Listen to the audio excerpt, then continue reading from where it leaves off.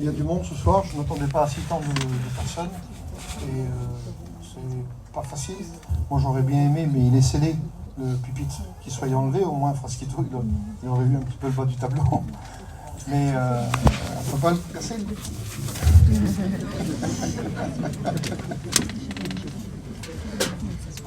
Je vous cherche chicane là. Hein.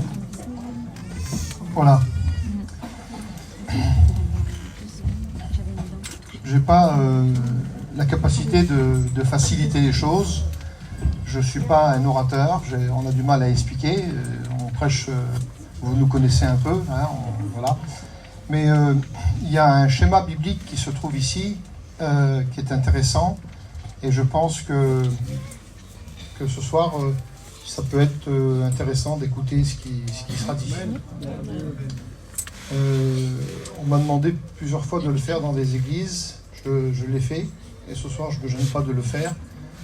Mais je voudrais ce soir, en priorité, que ce soit les sœurs qui comprennent. Ça veut dire que si les sœurs comprennent, les frères vont comprendre aussi. Je voudrais donc capter tous les sœurs qui sont ici et essayer de les entraîner dans une connaissance biblique de la parole, parce que ça reste quand même très important. Nous vivons une période un peu compliquée, mais elle a déjà commencé, il y a déjà quand même pas mal de temps. Une période compliquée.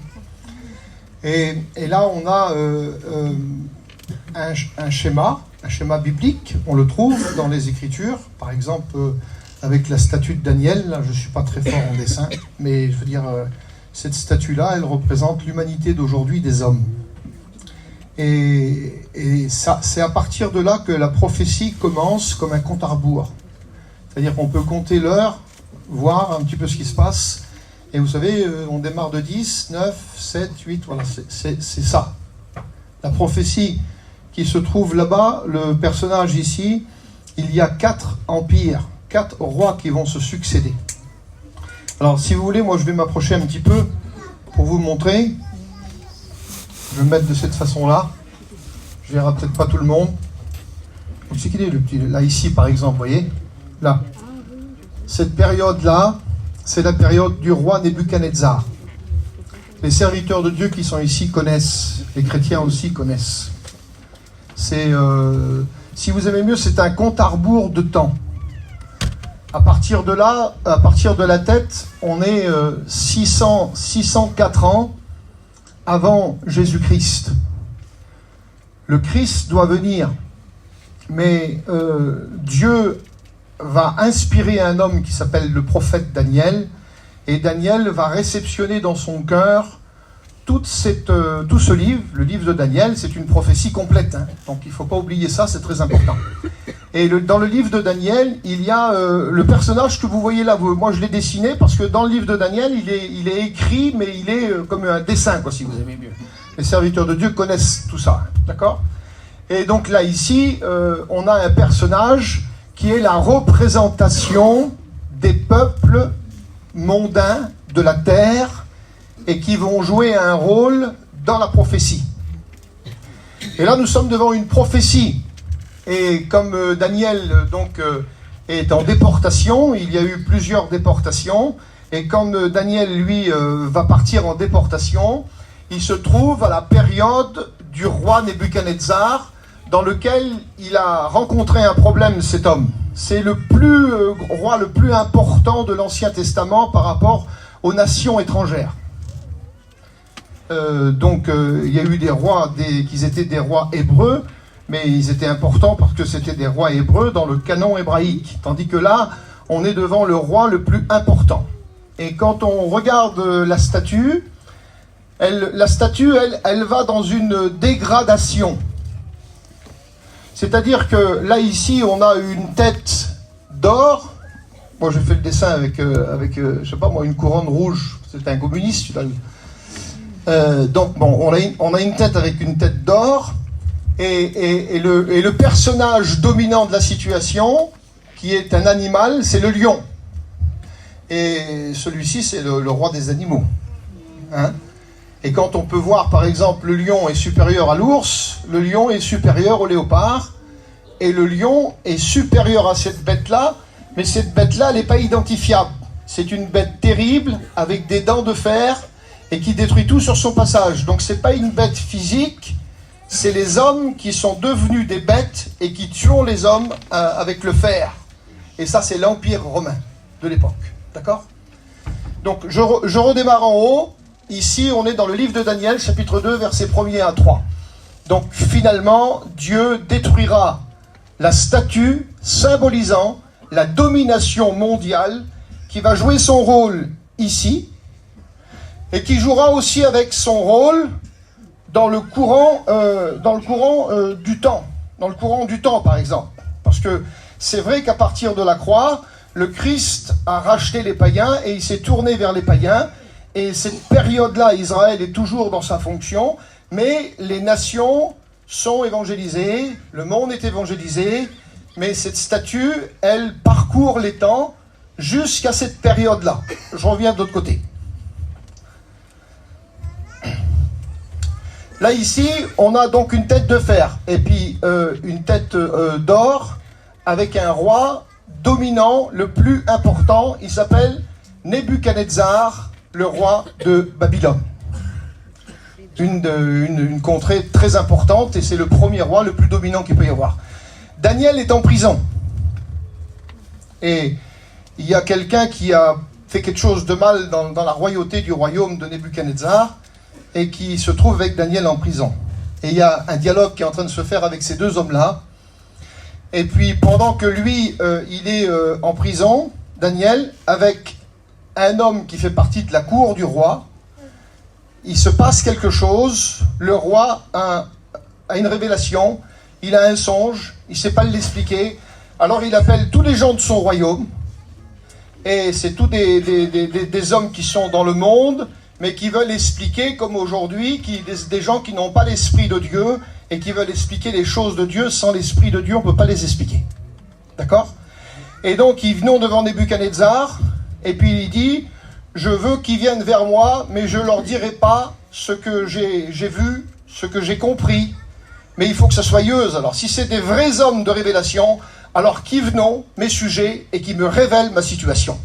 Et lui, il avait fait donc un rêve, il avait fait comme un songe, Dieu lui avait parlé, et donc personne dans son royaume n'a pu révéler à Nebuchadnezzar ce qu'il y avait dans son cœur comme secret.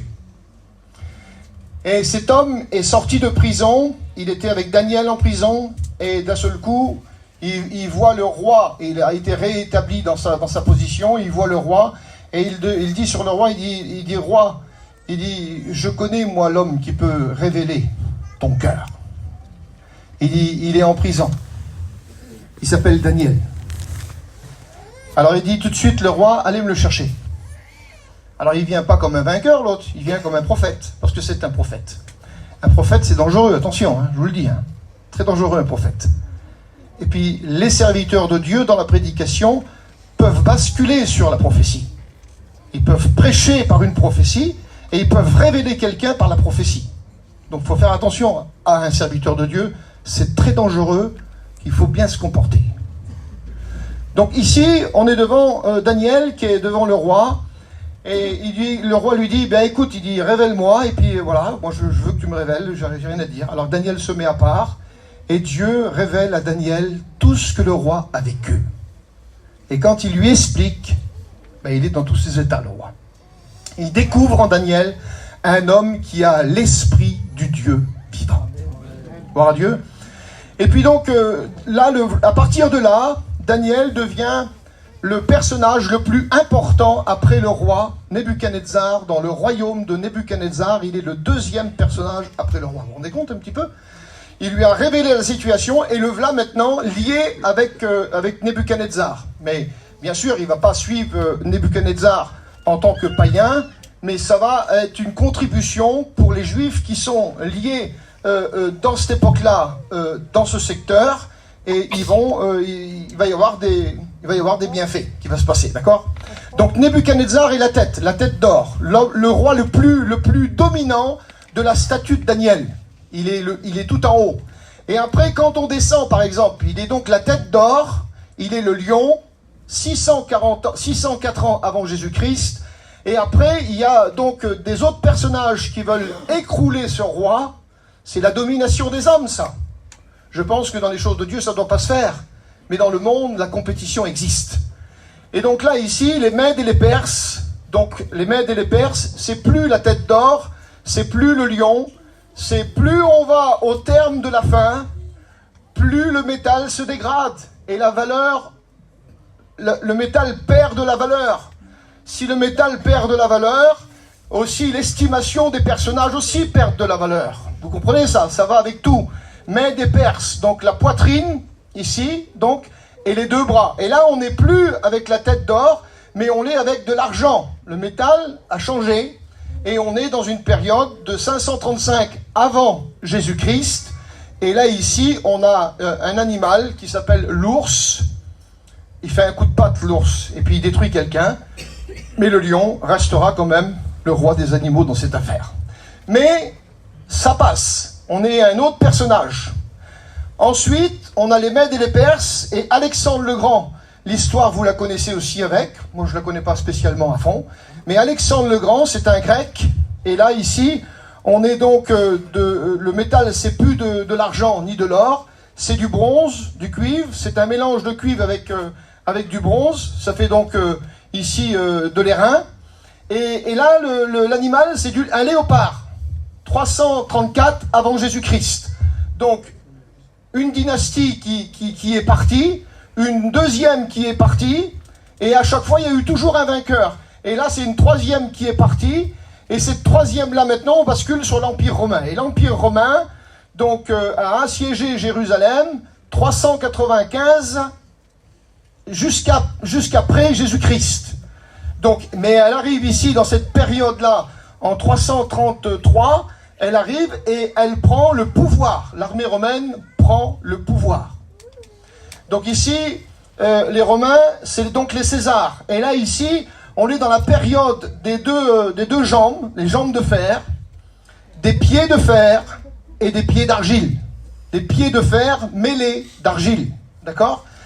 Donc alors, moi j'ai fait une petite séparation pour expliquer ensuite l'affaire. On est devant une bête, dans le texte, une bête qui n'est pas identifiable. Elle a des cornes, on peut la retrouver en Apocalypse chapitre 13. Elle a des cornes, elle a des dents de fer, elle détruit tout sur son passage. Ceux-là, on peut les distinguer parce qu'ils existent, mais celle-ci, elle n'existe pas. Elle existe qu'en travers l'homme. Avec le meurtre, avec la guerre sanguinaire, pour tuer, pour égorger, pour détruire l'humanité. Et voilà aujourd'hui ce qui se passe par rapport dans le monde d'aujourd'hui. Aujourd'hui, c'est plus un léopard qui va nous faire peur si on va dans la jungle, bien sûr, c'est un léopard, ça va nous faire peur, un ours ou alors un lion. Mais je veux dire, cette bête terrible-là, ce qui nous fait le plus peur, c'est aujourd'hui les guerres, les hommes, tout ce qui se passe. Et aujourd'hui, nous sommes devant, si vous aimez mieux, là, environ à peu près 400, écoutez bien, 483 ans avant Jésus-Christ, nous sommes dans cette période-là, d'accord ? Et il faut comprendre que tout ça, ça fait partie des jambes de fer. Mais là, ici, c'est le temps de la fin. C'est les pieds, donc, je le dis comme je l'entends, bibliquement parlant, c'est les pieds, mais c'est donc les pieds de la tribulation. Ça veut dire qu'ici, c'est une alliance qui va se former sur le fer, c'est de l'argile, mais qui ne va pas tenir. Et ça sera détruit par le retour en gloire de ce que Jésus viendra au retour en gloire. Donc là, je devance en vous disant ça. La seule différence qu'il y a, c'est que moi, je veux rester encore un petit peu pour expliquer la statue, mais tout de suite, on peut aller tout de suite à la fin du temps, parce que ici, c'est la fin, c'est le temps de la fin par rapport aux pieds. Il y a une statue en Orient, la statue entière, elle n'est pas écroulée parce qu'elle existe. Elle existe dans l'imaginaire et surtout dans l'écriture. Cette statue-là, ça a fait place à un royaume, mais les pieds existent comme étant toujours la statue, et cette statue-là, elle a un pied en Orient et elle a un pied en Occident. Donc ça veut dire qu'elle est alimentée par des nations païennes, et qu'en définitive, le plan qu'elle a, c'est Dieu qui l'a écrit ici, c'est Dieu qui l'a révélé ici, le prophète Daniel nous en donne la raison, et aujourd'hui, nous comprenons que c'est ce temps-là qui jouera le rôle, non seulement ici, mais qui jouera le rôle aussi avec dans le temps de la fin. Ça va jusqu'à maintenant? Moi, j'ai pas l'art de simplifier, mais j'essaye de tout faire pour que tout le monde comprenne. Quand Daniel fait sortir sa prophétie, on est environ à 490 ans, à 400, je dis bien, à 490 ans du programme. Mais le programme, il est là-bas. Mais le programme va commencer jusqu'à là. Et donc là, maintenant, je ne vais pas m'attarder, mais tout de suite, cette période-là, il y a un écart de 483 ans, ce qui fait 69 semaines. Alors, si vous calculez, une semaine, c'est pas une semaine qu'on a nous, là. Hein. C'est pas lundi, mardi, mercredi, jeudi, vendredi, samedi, dimanche. Une semaine, ça fait 7 ans ici. On appelle ça des septaines. Ça n'a rien à voir avec l'esprit français et l'esprit du monde. C'est un jour égale 1 an. 7 jours égale 7 ans. Donc là, ici, on est dans une période de 70 semaines. 70 semaines pour arriver à la fin. Mais il va y avoir l'intervalle, écoutez bien, c'est important, il va y avoir l'intervalle de la résurrection et de l'enlèvement d'église. Parce que moi, je vais vous dire officiellement que l'église ne rentre pas ici.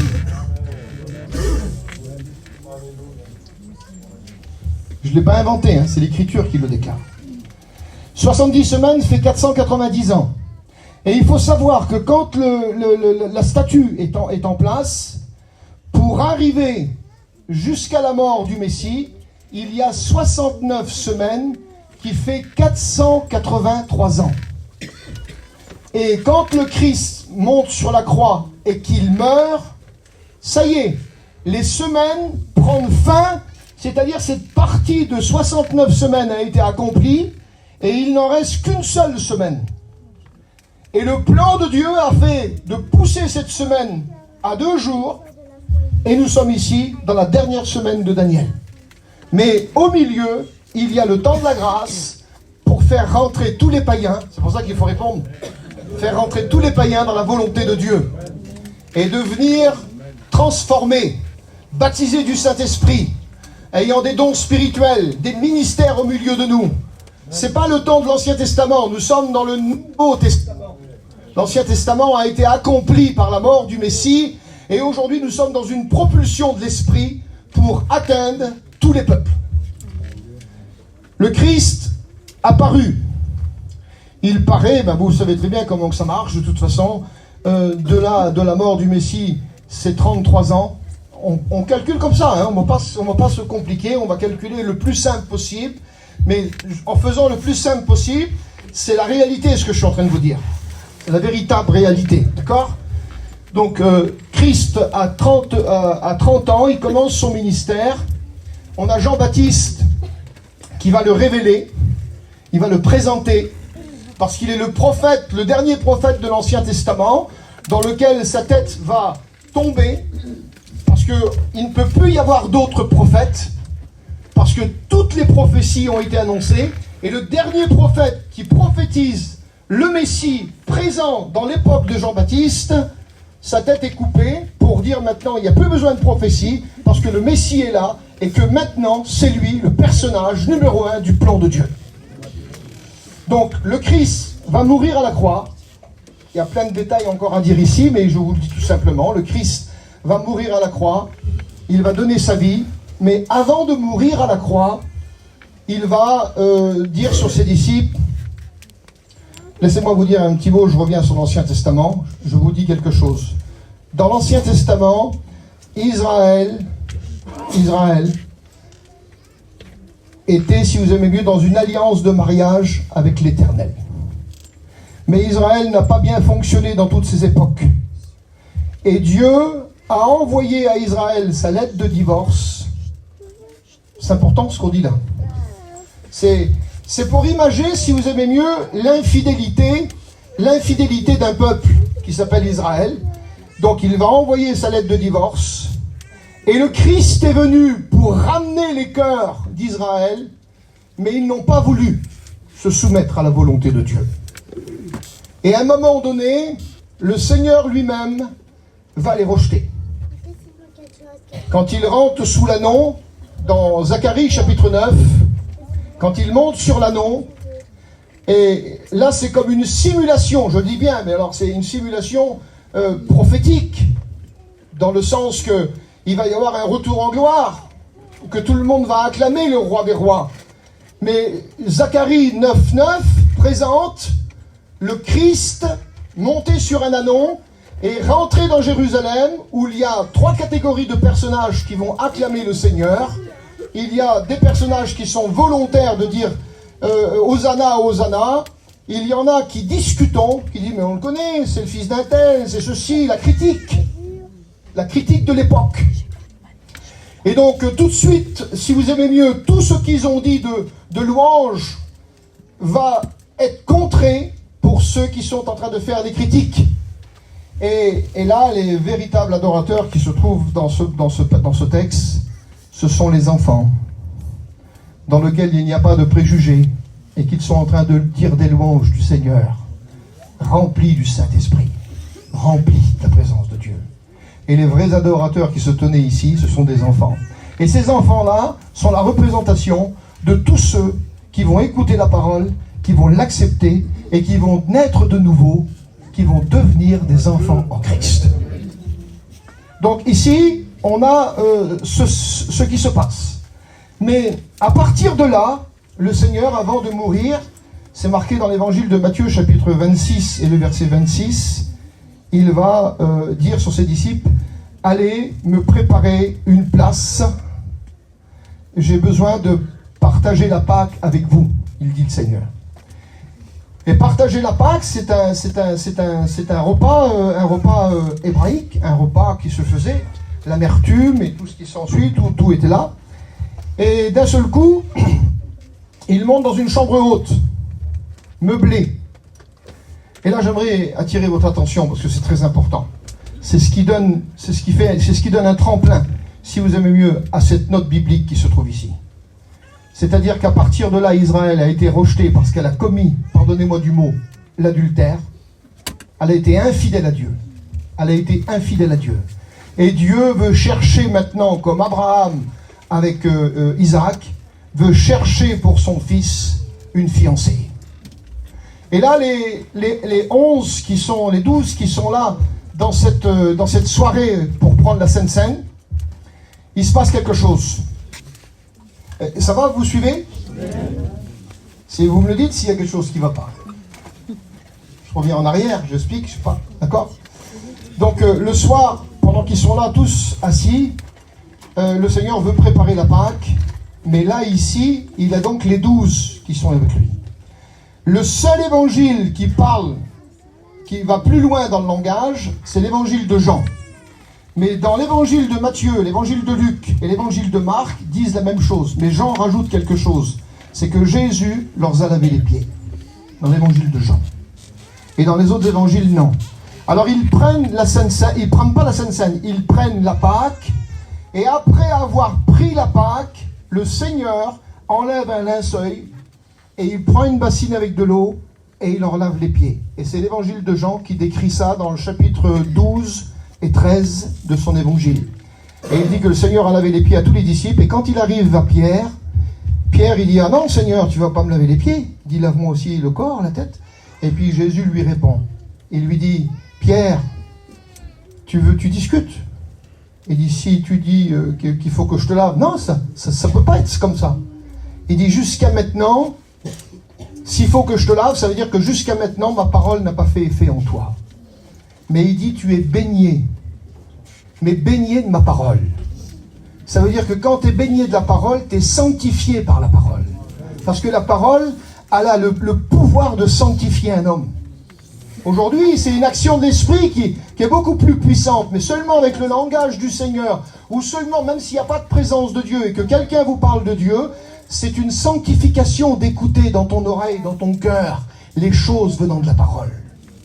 Il dit, tu es baigné, tu n'as besoin que de te laver les pieds.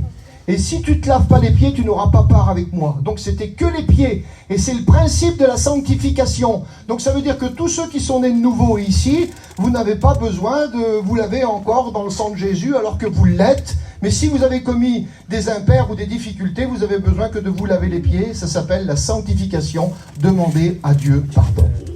D'accord ? Et donc là, ce soir-là,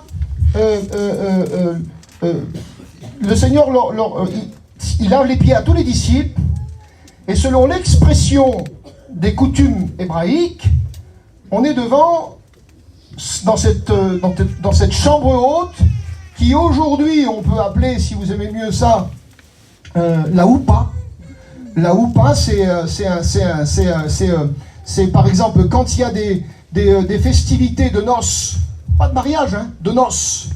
Par exemple, pour déclarer le fiancé et la fiancée, il y a une houpa, il y a du vin, du pain, et puis il y a toute la famille qui est ici, et c'est des fiançailles. Et après, ils se doivent la fidélité. Nous devons à notre Seigneur la fidélité pour tous les chrétiens qui sont ici. Nous devons notre fidélité envers lui. Donc, mais c'est fait dans un rythme, si vous aimez mieux, d'appartenance, de mariage, anticipation au mariage consommé, mais d'un lien qui est indélébile. Parce que quand on est quelqu'un de l'Orient et qu'il y a des fiançailles, nous ne pouvons pas faire autre chose que de terminer avec la fille qui nous est présentée ici, parce que c'est comme ça, c'est la coutume. D'accord ?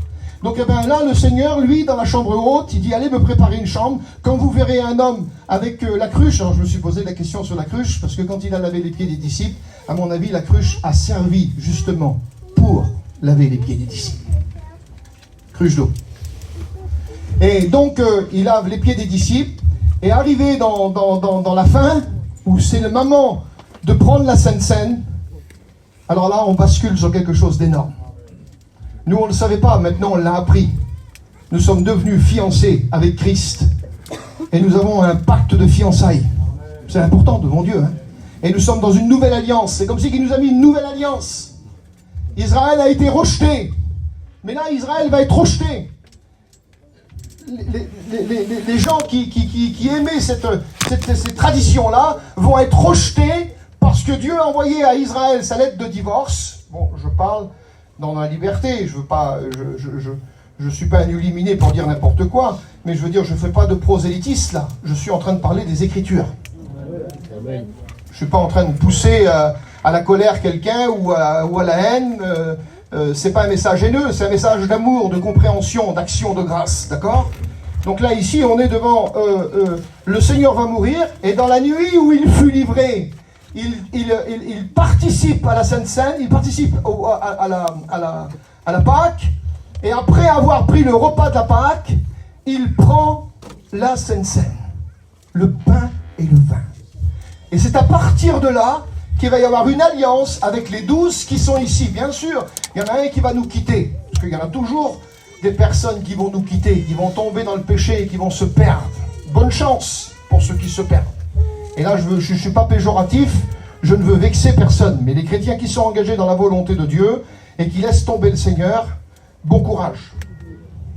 Donc le Seigneur, dans cette nuit-là, au verset 26 de l'évangile de Matthieu, chapitre 26, verset 26, le Seigneur, il prend le repas.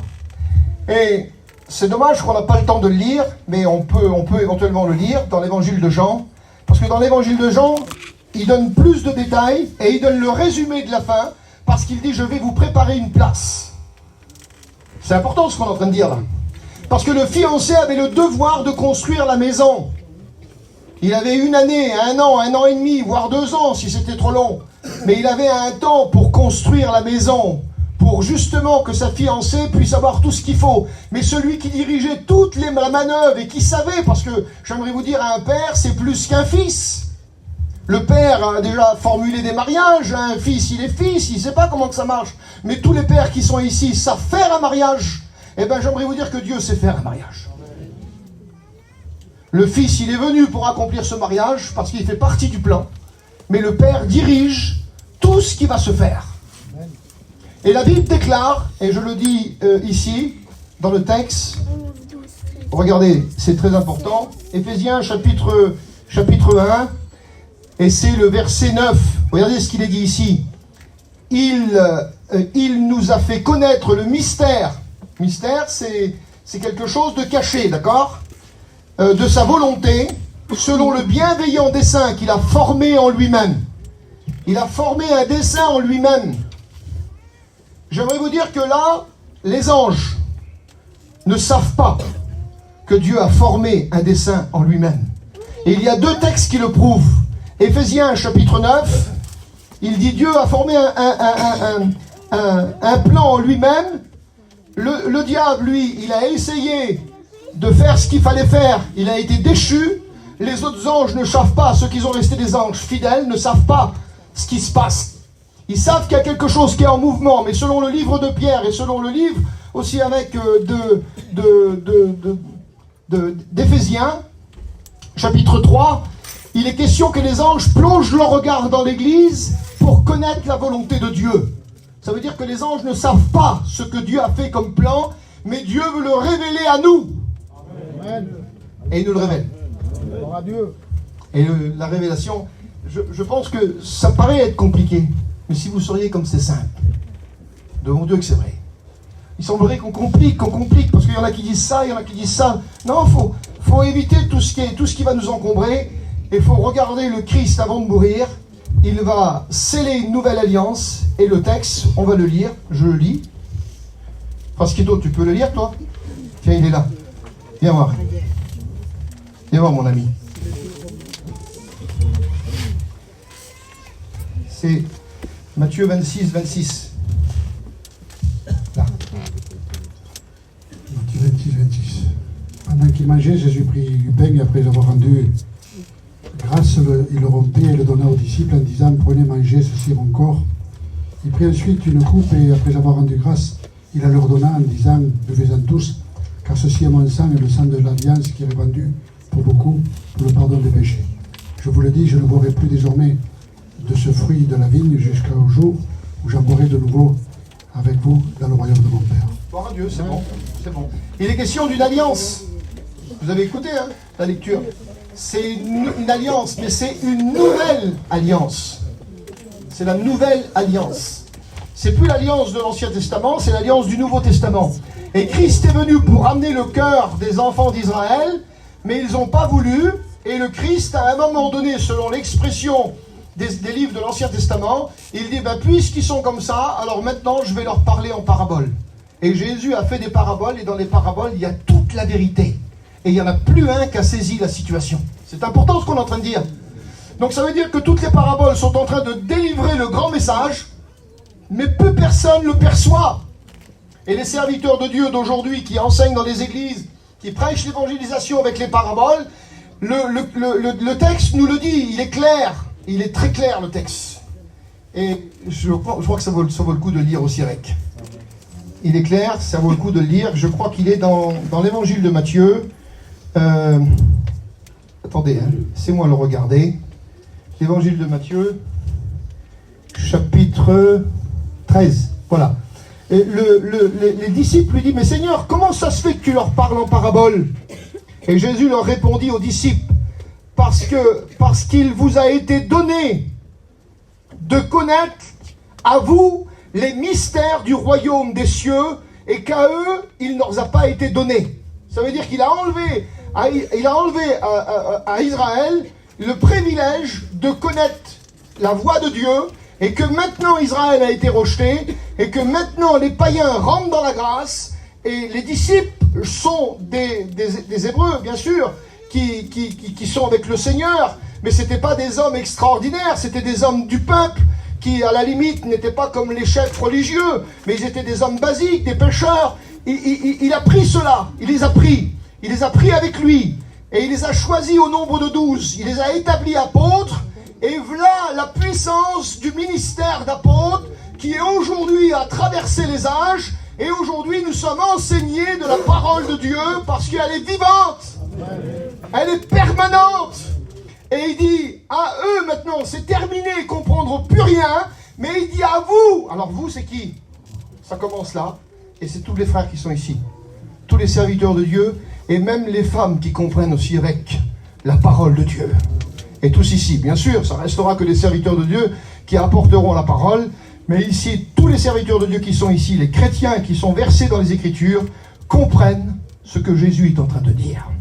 Et là, ici, à eux, il leur a été donné de les comprendre, mais maintenant, ils ne comprennent plus rien du tout, mais à vous, le mystère de la grâce, vous allez le connaître.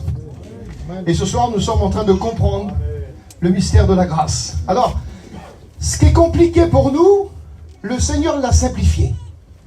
Et moi, j'ai pas l'art de simplifier, mais je veux dire, c'est tellement simple. Faut pas se creuser la tête à dire, mais comment on va faire pour s'en sortir et comprendre ça là? Qu'est-ce qui va se passer là? Eh bien, il se passe rien. C'est nous qui sommes en train de vivre la situation. On est en train de la vivre, cette situation-là.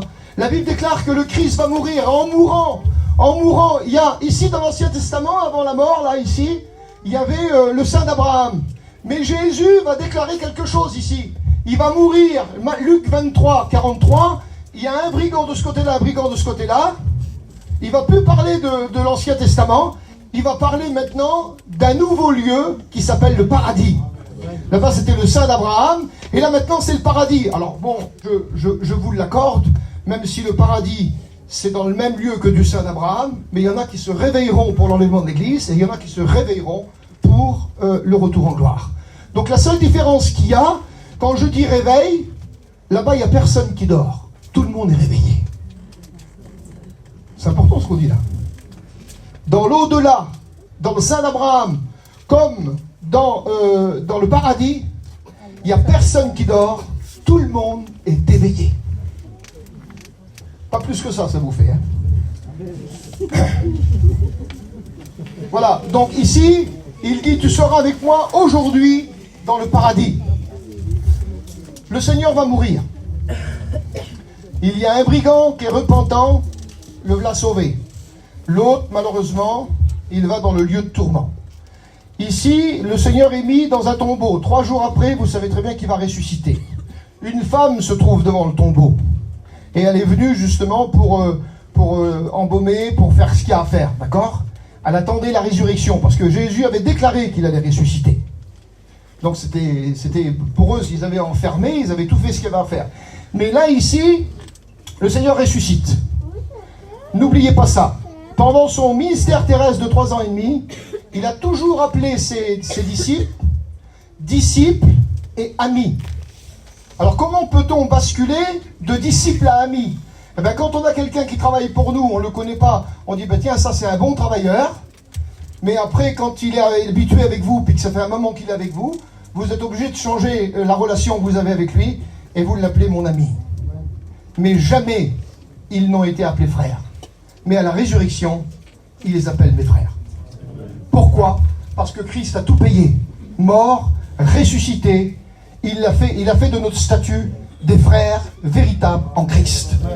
Et là, ici, il dit sur cette femme-là, qui est là, ne me touche pas, ne me retiens pas. Il dit parce que je dois monter vers mon Père, qui est votre Père. Il fait de Dieu, maintenant avec nous, Dieu est notre Père.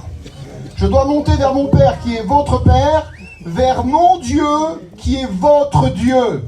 Ça veut dire que lui, il a un Père, c'est Dieu, mais il a un Dieu, c'est Dieu. Et nous, on a un Père, c'est Dieu, et on a un Dieu, c'est Dieu. Ça veut dire que Christ est notre frère. C'est clair? Toi, t'es mon frère. Mais Christ, il est avec nous, il est notre frère. C'est quelqu'un de la famille. On est familiarisé avec lui. On le connaît, il est dans notre cœur, il est dans notre vie. Il est plus près, le Seigneur, dans mon cœur que toi tu l'es. Et pourtant, on s'aime. Est-ce que vous comprenez ça? Donc, eh bien là, il est notre frère. Le Seigneur monte, selon l'expression de Jean 20, 14, il monte vers le Père pour obtenir. Alors, faites attention à ça. Dans l'Ancien Testament, dans le tabernacle, on traversait tous les rideaux pour aller dans le lieu très saint. Eh bien, j'aimerais vous dire que lui, il a déchiré les cieux. Il est monté vers le Père et il a obtenu une rédemption éternelle. Le diable t'accuse? Eh bien moi je te dis que tu es justifié. Parce que Christ a payé pour toi. Il n'y a plus de condamnation pour ceux qui appartiennent à Christ. Et là ici, Le Seigneur est monté vers le Père. Il s'est présenté avec son propre sang, son propre corps. Il est venu avec les marques. Parce que quand on amenait le sang, il y avait sur l'autel la victime, mais on amenait le sang. Il s'est présenté avec son propre sang. Selon l'expression de l'auteur aux Hébreux, vous avez les versets qui sont marqués ici. Et il obtient une rédemption éternelle. C'est pour ça que tu sens la présence de Dieu quand tu viens dans les réunions. C'est pour ça que tu es baptisé du Saint-Esprit, parce que tout est possible, parce que Christ, il a accompli tout ce que tu n'as pas pu faire. Toutes les difficultés que tu vis à l'heure actuelle, le Christ l'a accompli pour toi. Et si tu as besoin de délivrance, de la cigarette, de la drogue, quel que soit ce que tu as besoin, Christ est le libérateur.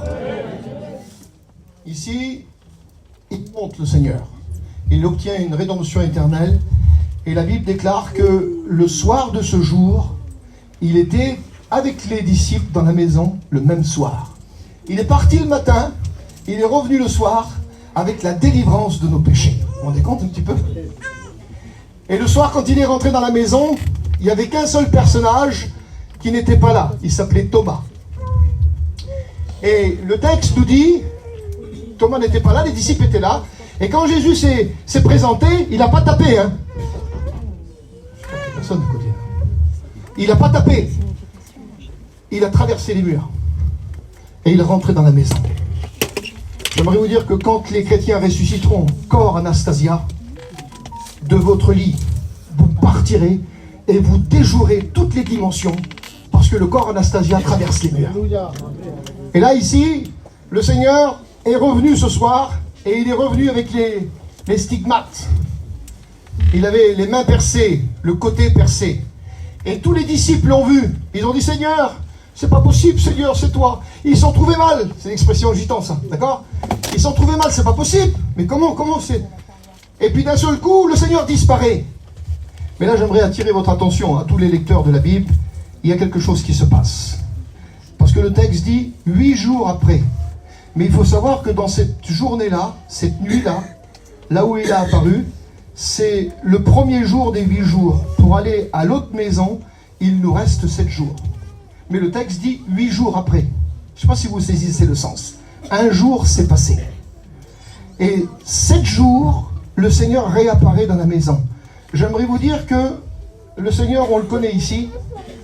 Mais là, ici, il y a 7 jours. Et au retour en gloire, il va réapparaître. Mais il va réapparaître avec les marques pour Israël, voyez.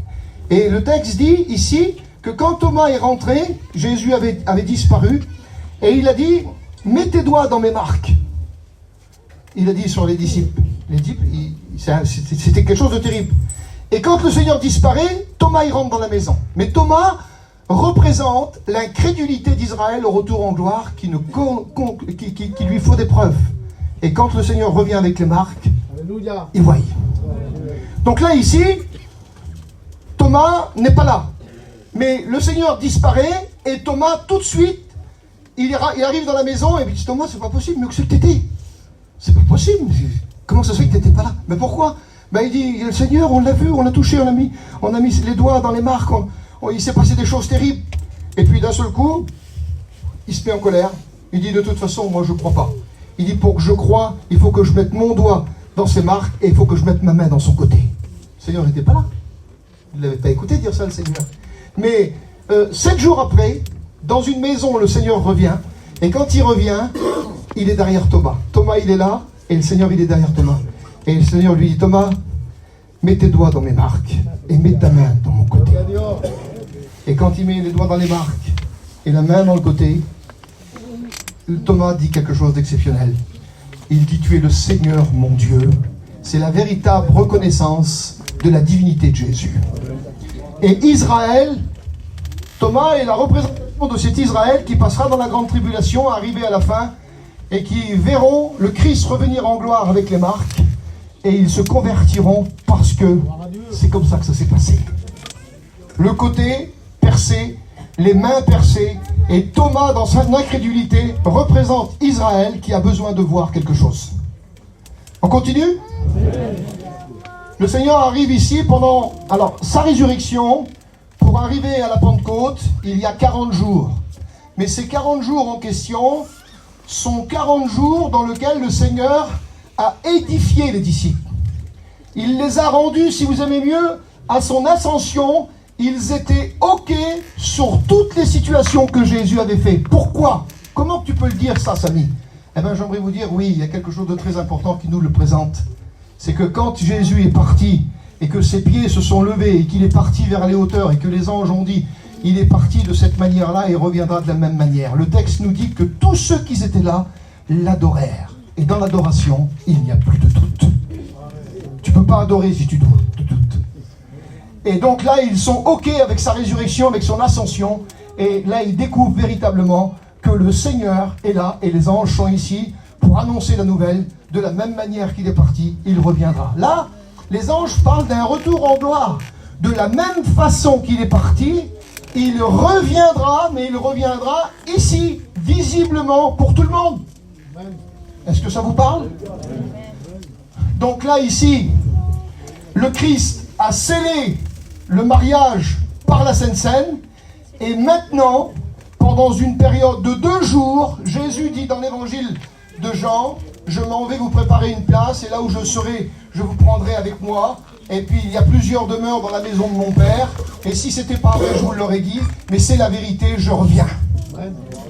Donc, eh ben, Jésus est parti nous préparer une place, comme le fiancé prépare la maison, et que le Père, lui, il voit tout ce que le Fils fait. Alors je le dis en tant qu'humain, quand le Fils fait mal quelque chose dans la construction ou un vice de forme, c'est peut-être pas, le Père l'appelle et il dit, Fils, ça va pas ce que tu as fait, rectifie ça, rectifie ça. Sûr, ça plaira pas à ta femme, ça plaira pas. C'est comme ça que ça marche, d'accord? Mais là, il n'y a pas ça. Parce que le Christ, lui, il connaît, mais il est assujetti au Père, parce qu'il dit, c'est mon Père qui m'a envoyé, c'est pas moi qui parle de moi-même, c'est lui qui m'inspire, c'est lui qui me donne les mots, donc ça fait qu'il est dépendant du Père. Est-ce que vous comprenez ça? Tous les pasteurs qui prêchent disent que le Christ est soumis au Père. Il dit, moi je suis soumis au Père. Je dis ce qu'il me dit de dire, je fais ce qu'il me dit de faire. Donc ça veut dire que pour la maison, il prend même les conseils de son Père. Essayez de comprendre ça. Donc eh bien, dans cette période-là, il est parti préparer une place. Et le texte dit, il reviendra de la même manière qu'il est parti. Alors, ça va être supposé, parce que quand il part, qu'il part ici comme ça, vers les hauteurs, il part encore dans l'esprit israélien. Je ne sais pas si vous saisissez le sens. Dans le sens que les Israélites, qui sont des Juifs, qui ont basculé sur une nouvelle dimension de message, sur une nouvelle explication de parabole, sur un nouveau message, le salut par la foi. Essayez de comprendre ça. Donc là, ici, on est devant des disciples qui ont écouté, qui ont vu tout ça. Mais Jésus est parti pour préparer une place. Et il va revenir de la même manière. Alors il dit le texte, il revient de la même manière. Alors, pour nous, notre manière à nous, pour Israël, sa manière à elle, c'est de le voir arriver en gloire. Mais pour notre manière à nous, c'est de le voir arriver sur les nuées du ciel, à la rencontre du Seigneur dans les airs, nous partirons. Donc là, ici, je voudrais vous dire un petit quelque chose là-dessus, et je vais accélérer un petit peu, et bientôt terminer. Là, ici, on a un verset.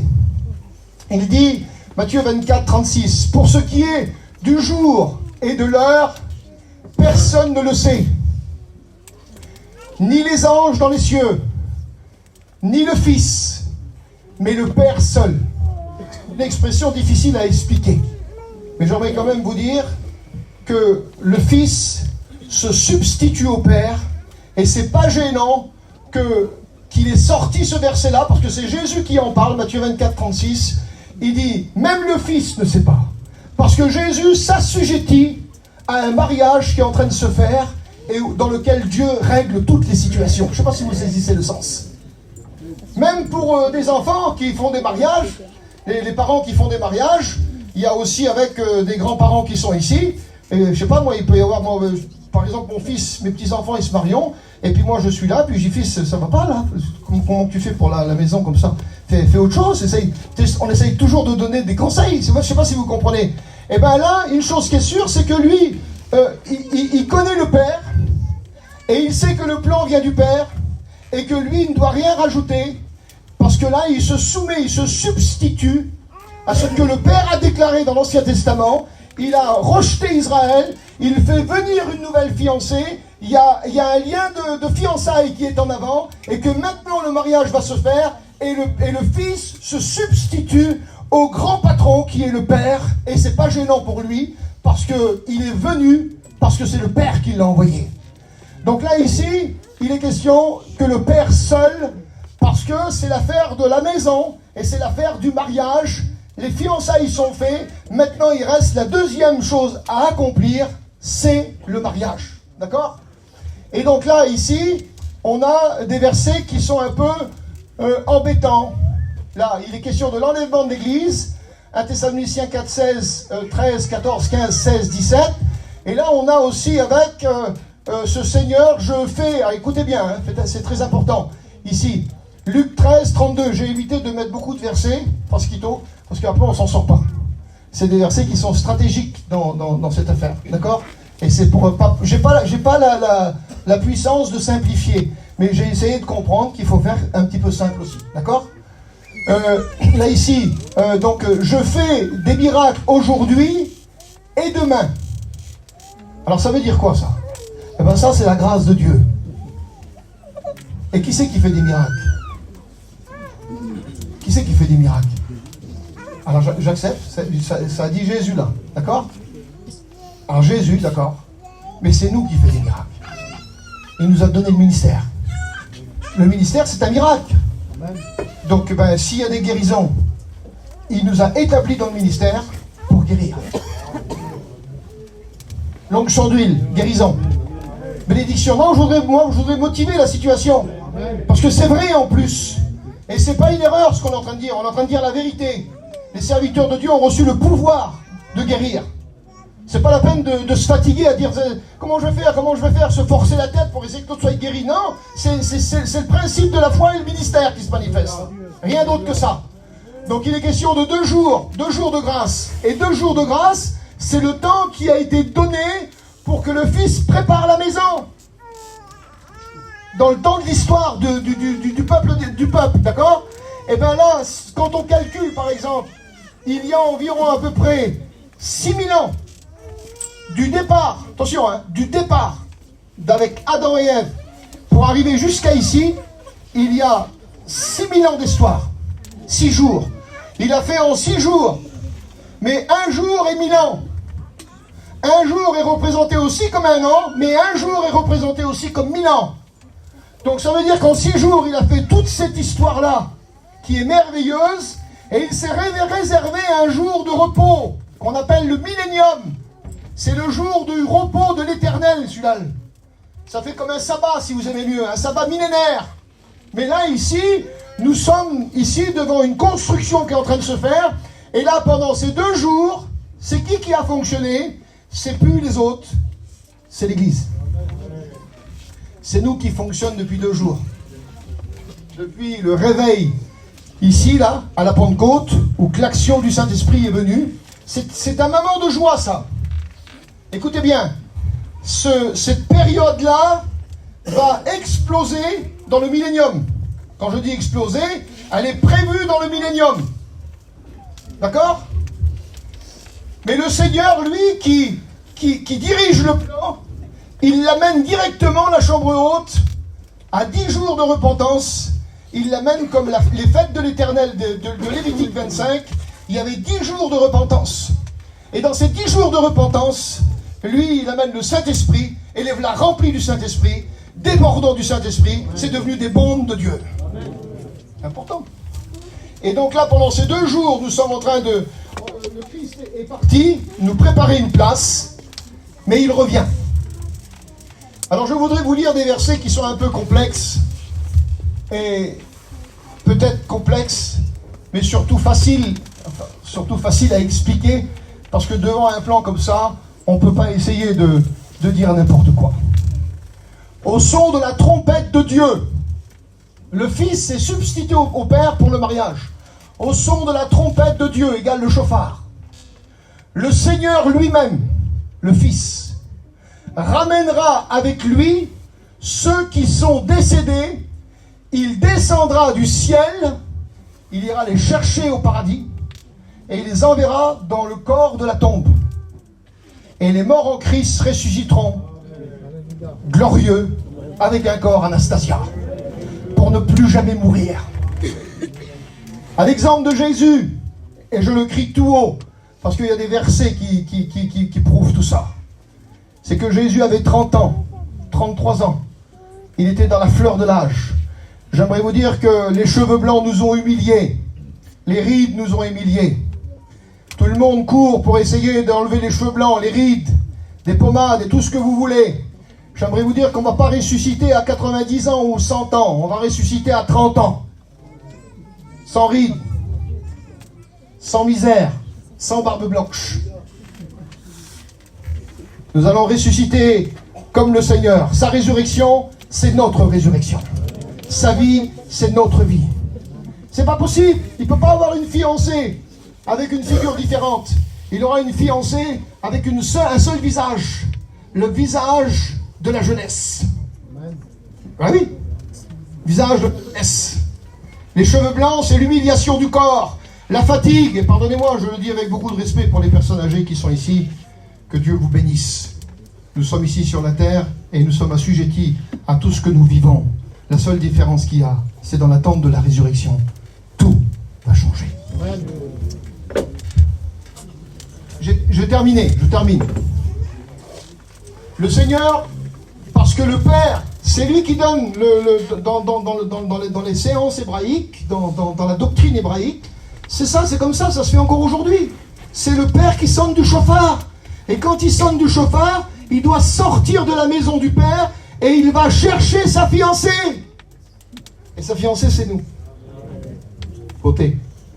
Et là, ici, il va donc les sortir premièrement. Voilà, premièrement. Ici, premièrement. Alors, j'aimerais poser une question à toute l'Assemblée. Vous êtes là?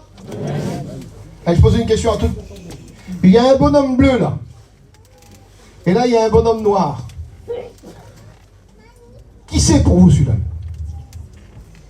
Allez, dites-moi-le, je bois un petit peu d'eau.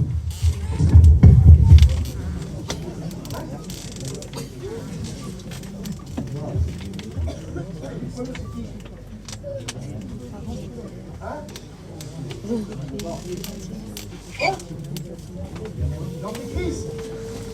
Qui c'est qui a dit l'Antéchrist? Non, je vous en rends, c'est intéressant.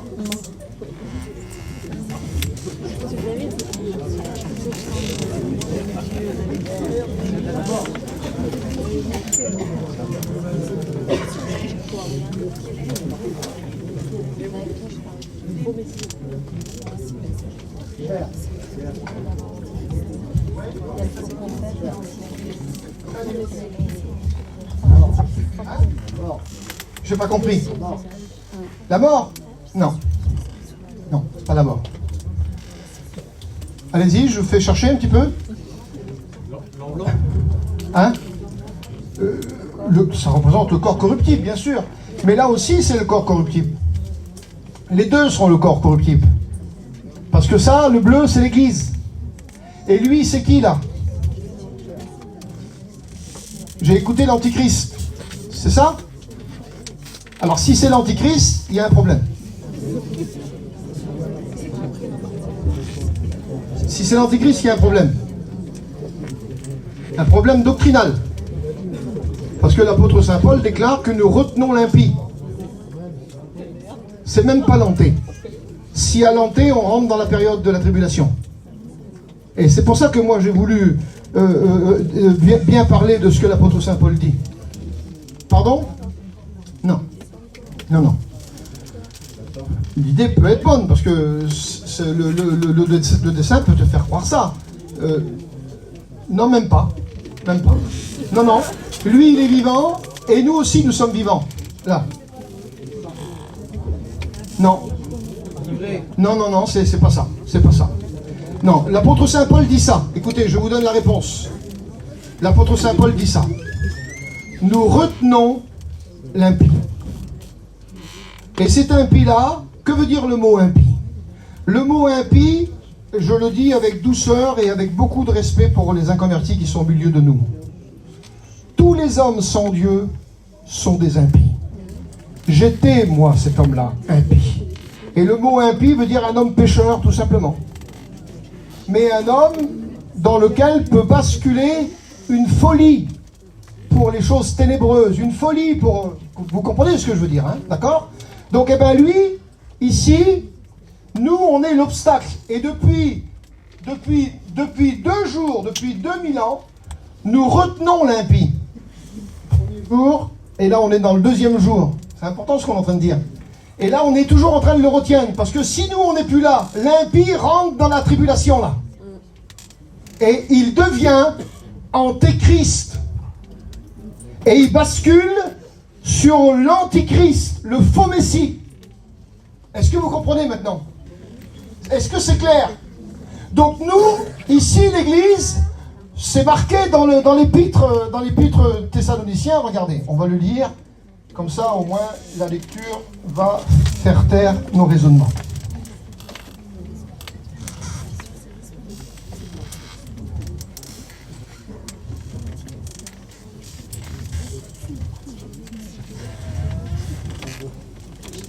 Voilà, écoutez ça.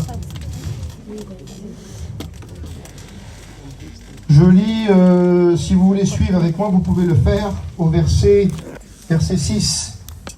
Je lis le verset 5 vite fait. Enfin, dans le verset 6, c'est bien. Et maintenant, vous savez ce qui le retient, afin qu'il ne paraisse qu'en son temps. Il est en train de parler d'un personnage, l'apôtre Saint Paul, là. D'accord?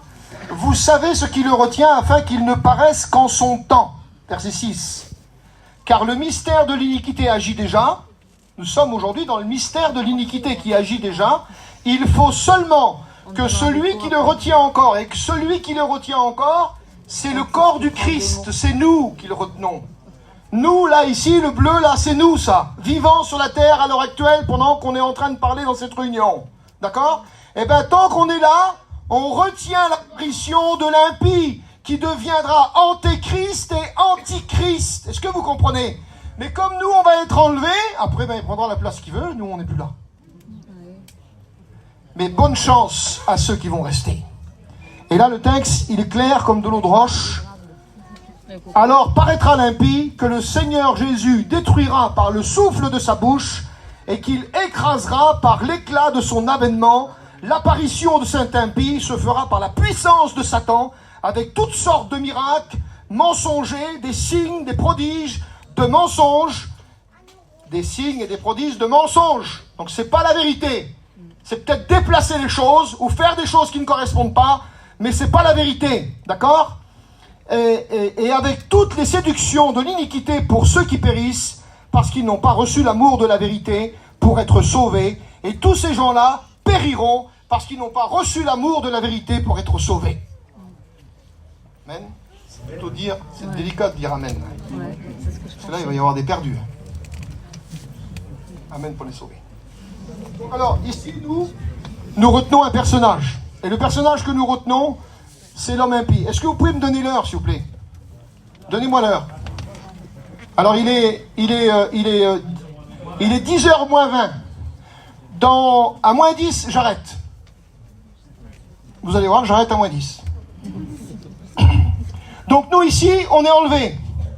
Mais comme on est enlevés, alors, nous, on est vivants aujourd'hui sur la terre. Le corps doit être enlevé, celui qui est visible. Mais tous ceux qui sont partis, ils sont au paradis. Mais quand le Seigneur a donné le chauffard et qu'il a substitué son fils à cette véritable raison ici, le fils descend pour venir chercher sa fiancée. Et lui, il vide, si vous aimez mieux, le paradis de tous ceux qui sont partis. Toutes nos familles qui sont parties au paradis ressuscitent et revenons dans le corps de la tombe. Les tombes explosent pour montrer un témoignage vivant. Et tous ceux de nos familles qui sont partis en Christ, et bien, faire attention, j'aimerais quand même vous dire quelque chose aussi avec, qui est très important. Nous, on aime bien avoir des preuves de ceux qui sont partis. Eh bien, j'aimerais vous dire qu'il y a des gens qui sont partis, qu'on n'a pas eu de preuve de nos familles. Et c'est pas pour autant qu'ils sont peut-être pas sauvés. Très important ce que je dis ce soir. Parce que moi, je sais, on a fait des expériences. Là, dernièrement, j'étais en train d'expliquer cette affaire-là. Une femme qui était à l'hôpital, Elle était chrétienne pendant plein d'années. Elle a tombé dans l'alcoolisme. Elle était en train de mourir à l'hôpital. Elle était dans le coma. 2 serviteurs de Dieu sont venus. Ils ont demandé, est-ce que cette femme-là l'entend? Et les docteurs ont dit, on ne sait pas. On ne sait plus. Ils ont prié pour elle. Elle a été renouvelée. Elle parlait en langue dans son coma. Alors c'est pour dire que nous, il faut bien faire attention, mes frères. Moi, aujourd'hui, je ne refuse pas de prêcher pour quelqu'un qui n'appartient pas à Dieu. Nous remettons les gens entre les mains de Dieu, mais ce n'est pas nous qui sauvons. On n'est pas des sauveurs, non. Mais on aura peut-être des surprises. Alors, évitez de dire sur des gens qui parlent n'importe quoi, s'il vous plaît. Merci, c'est gentil. Ici, dans le texte, c'est ressuscité avec un corps Anastasia. Un corps Anastasia pour ne plus jamais mourir. Et donc, on part à la rencontre du Seigneur dans les airs, ici. Le Seigneur se trouve aussi avec ici. Et le mariage hébraïque dure 7 jours. 7 jours de festivité. 7 jours de festivité. Hein. C'est important. Hein. Mais j'aimerais vous dire que les festivités, écoutez bien, les festivités vont se passer ici. Là, ici, c'est le mariage nuptial. Ça veut dire que ici, nous, on part à la rencontre du Seigneur dans les airs, mais ici, nous avons des comptes à donner au Seigneur. Et les comptes que nous avons donnés au Seigneur, c'est 1 Corinthiens chapitre 3, versets 12 et 14. 1 Thessaloniciens chapitre 4, versets 16 et 17. Le mariage dure 7 jours, le mariage dure 7 ans, parce qu'un jour égale 1 an. Et on reste 7 ans ici, alors on ne peut pas être là, on ne peut pas être ici. Parce que si on est là, et qu'on dit, parce qu'il y en a plein qui disent, hein, vous prenez Matthieu 24, 15, là, je vais vous le lire, Matthieu 24, 15, et puis on commence à en avoir par-dessus la tête de ça. C'est qui sont mes lunettes?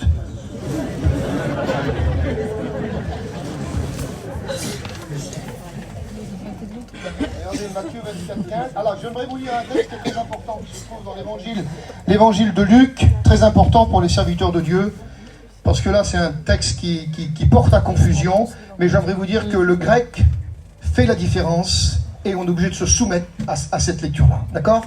Je vous le dis en cette nuit-là, de 2 personnes qui seront dans un lit, dans un même lit, l'un sera pris et l'autre sera laissé. De 2 femmes qui moudront la meule, l'une sera prise et l'autre sera laissée.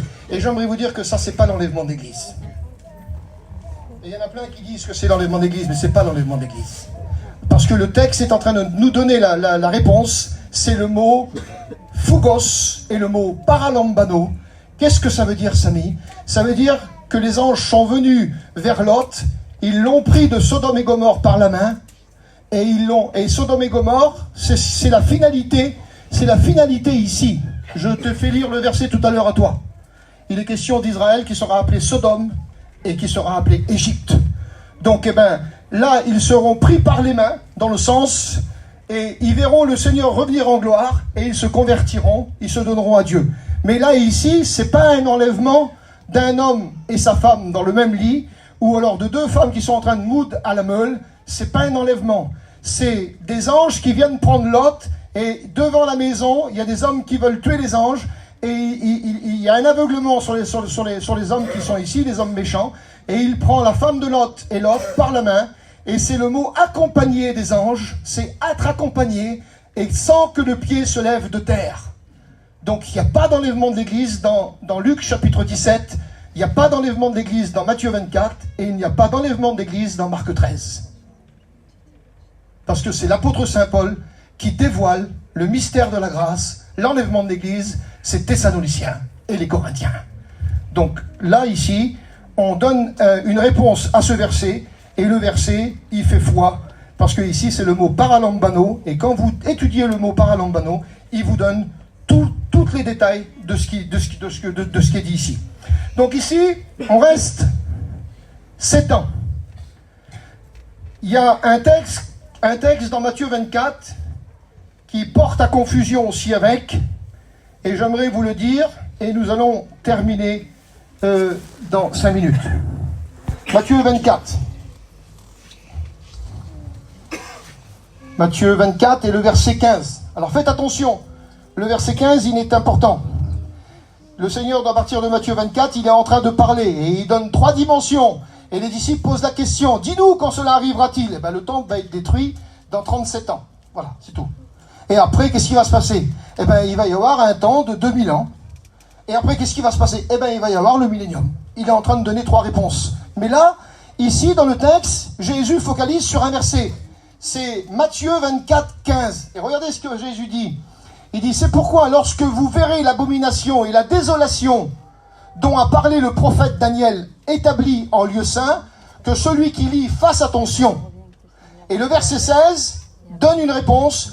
Alors que ceux qui seront en Judée fuient. C'est le même mot de Luc chapitre 17. Le mot paralambano, c'est de fuir. Mais le pied ne se lève pas de la terre. Et il dit, fuyez dans les montagnes. Partez dans les hauteurs, comme Lot est parti dans les hauteurs. Il n'y a pas d'enlèvement de l'église dans Matthieu 24. C'est fuyez. Jésus donne le texte. Et il est en train de dire, quand vous verrez l'abomination en lieu saint, et l'abomination en lieu saint, c'est là qu'elle arrive. Parce que là, il est antéchrist, il va séparer les trésors avec les 2 communautés que vous savez aujourd'hui qui sont en difficulté, d'accord? Il va partager les trésors, parce que ça va être cet antichrist-là en question. Il va partager les trésors. Le texte dit qu'il va, dans le livre de Daniel, chapitre 10 et chapitre 11, il va partager les trésors, il va calmer les uns, il va calmer les autres, dans cette période de 3 ans et demi, pour accéder au pouvoir qui va être le roi des rois et le seigneur des seigneurs, l'antichrist. Et il va se proclamer ici, et le texte dit, Matthieu 24, 15, quand vous verrez l'abomination en lieu saint, fuyez. Mais il le dit à Israël, il ne le dit pas à l'église, parce que nous, on ne fuit pas, on est enlevé. Vous avez compris ça? Très important. Et là, en plus, alors j'aimerais maintenant, je veux bloquer personne, et je ne veux pas agir avec de l'autorité, mais je vais vous donner une note quand même aussi assez importante. Parce qu'il est question de 2 jours, et c'est les 2 jours de la grâce. Et Jésus est en train de dire, on ne connaît ni le jour, ni l'heure, mais le Père seul connaît. C'est marqué ici. Ça veut dire que Jésus se substitue au mariage, et là, ici, dans cette période-là, si, il y en a qui disent, parce qu'il y en a qui disent qu'on passe ces 3 ans et demi ici, parce que là, il est bon encore. L'antichrist, il est bon encore. Ben, si vous voulez passer, vous passez. Moi, je m'en vais ici. On passe pendant 42 mois. Ça veut dire que là, on ne connaît pas le temps. Est-ce que vous connaissez le temps, vous, ici? On ne connaît pas le temps. Mais quand on va rentrer dans cette période-là, si on rentre dans cette période-là, comme beaucoup disent, alors on peut compter 42 mois, ici. On peut compter 3 ans et demi. On peut compter 1260 jours. Et on peut compter 30 240 heures, sans parler des minutes. Nous pouvons diviser les minutes aussi. Donc ça veut dire que si on est enlevé au milieu, alors on connaît l'heure et le jour et la seconde et la minute. Alors que là, ici, on est dans le mystère de la grâce, et c'est lui qui va être le révélateur de la situation. Donc, nous arrivons ici, Matthieu 24, 15, et Jésus dit, fuyez dans les montagnes, parce que là, maintenant, il a mis tout le monde dans sa poche, il a fait des cadeaux à tout le monde, selon le livre, il a partagé les butins, il a partagé les terres, c'est comme ça que ça se passe aujourd'hui. Il partage les terres, il partage les butins, il donne tout, parce qu'au milieu, il sait qu'il veut être glorifié comme Dieu, et il n'y arrivera pas. Et là, ici, 42 mois, alors si, après, il y en a qui disent aussi, ah ben on verra le Seigneur revenir en gloire. Tu le verras revenir en gloire, Seigneur, toi. Ouais. Eh ben moi, je ne veux pas le revenir en gloire. Moi, je veux partir au mariage pendant 7 jours, parce qu'aujourd'hui, je suis la fiancée, et demain, j'attends le mariage. Alors si on fait partir l'église ici, on met un entorse au mariage. Le mariage, c'est 7 ans, 7 jours. Et là, c'est 3 ans et demi, c'est 3 jours et demi. Alors qu'il est question de 7 jours de mariage hébraïque dans l'Ancien Testament. Comment ça se fait qu'on veut tendre les choses à notre façon, à nous, à notre guise, à nous? C'est vrai que j'avoue qu'il y en a peut-être que des fois c'est un peu difficile à comprendre. Mais une chose qui est sûre, c'est que cette dernière semaine, on appelle la semaine de Daniel. Là, ici, il y en a eu 69 pour arriver jusqu'ici.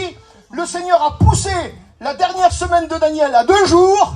Et il fait son plan avec son église. Après, il prend son église, il l'emmène au mariage. Et on revient en gloire. Et on rentre dans le millénium avec tous les juifs. Et c'est terminé. Et on est parti pour 1000 ans. Et après les 1000 ans, il y a un autre programme. mais on n'a pas le temps de le voir. Alors, qui c'est qui dit qu'on passe dans la grande tribulation? On passe pas. On passe pas dans la grande tribulation. On est enlevé avant. Cette période-là, ces 7 ans qui sont ici, c'est la partie manquante à la 70e semaine qui se trouve là.